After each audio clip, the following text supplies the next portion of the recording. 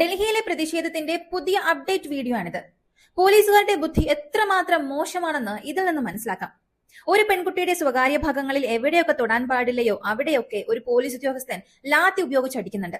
അതുമാത്രമല്ല, ഇന്നലെ വിദ്യാർത്ഥികളെ അടിക്കാൻ ഉപയോഗിച്ച ലാത്തികളിൽ ആണികൾ തറച്ചിരുന്നു. വിദ്യാർത്ഥികളുടെ തലയിലും മുതുകിലും ആഴത്തിൽ മുറിവേൽക്കുന്ന രീതിയിൽ ആണികൾ തറച്ച ലാത്തികളാണ് പോലീസ് ഉപയോഗിച്ചത്. സാധാരണയായി പോലീസുകാരുടെ ഷർട്ടിൽ അവരുടെ പേര് രേഖപ്പെടുത്തിയിട്ടുണ്ടാകും. എന്നാൽ ഇന്നലെ ഒരു പോലീസുകാരും അത് ധരിച്ചിരുന്നില്ല. കാരണം ഏതെങ്കിലും ഒരു വിദ്യാർത്ഥി മരിച്ചുപോയാൽ തങ്ങൾക്കെതിരെ കേസ് വരുമെന്നും അത് ഭാവിയിൽ തെളിവായി മാറരുതെന്നും കരുതിയാണ് അവർ പേര് പതിക്കാത്ത ഷർട്ടുകൾ പ്ലാൻ ചെയ്ത് ധരിച്ചു വന്നത്. അടിക്കുന്ന അടിയിൽ രക്തം ഇറ്റിറ്റ് വീഴണം, എന്നാൽ തങ്ങളുടെ പേര് പുറത്തറിയരുത് എന്നായിരുന്നു അവരുടെ ഉദ്ദേശം.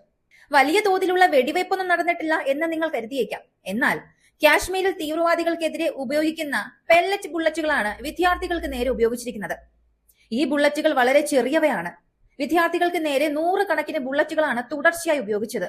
അവ ശരീരത്തിൽ ചെന്ന് ഒട്ടിപ്പിടിക്കുകയും മുറിവുകൾ ഉണ്ടാക്കുകയും ചെയ്യും. വിദ്യാർത്ഥികൾക്ക് നേരെ ഇത് ഒരിക്കലും ഉപയോഗിക്കാൻ പാടില്ലാത്തതാണ്. അവർ തീവ്രവാദികളല്ല. അവ ഉപയോഗിച്ചതിന്റെ തെളിവുകളാണ് നിങ്ങൾ ഈ വീഡിയോയിൽ കാണുന്നത്. പ്രതിപക്ഷ നേതാവ് രാഹുൽ ഗാന്ധി ഇന്ന് പ്രധാനമന്ത്രി മോദിയുടെ വസതിക്ക് മുന്നിൽ പ്രതിഷേധിക്കാൻ പോയിരുന്നു. ഒരുപക്ഷെ ഈ സമയത്ത് വളരെ സുപ്രധാനമായ ആ VIP റോഡിൽ നിന്നും അദ്ദേഹത്തെ മാറ്റാനുള്ള ശ്രമങ്ങൾ നടത്തുന്നുണ്ടാകും. രാഹുൽ ഗാന്ധിയെയും പ്രിയങ്ക ഗാന്ധിയെയും ഉൾപ്പെടെയുള്ളവരെ പോലീസ് അറസ്റ്റ് ചെയ്ത് കൊണ്ടുപോകാൻ ഒരുപാട് പോലീസുകാരെ അവിടെ വിന്യസിപ്പിച്ചിട്ടുമുണ്ട്.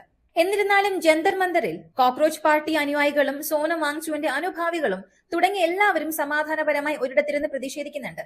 എന്നാൽ അവർ പ്രധാനമായും ഇരുന്നിരുന്ന വേദിയുടെ ആ സ്റ്റേജ് പോലീസ് വലിച്ചു കീറി നശിപ്പിച്ചു.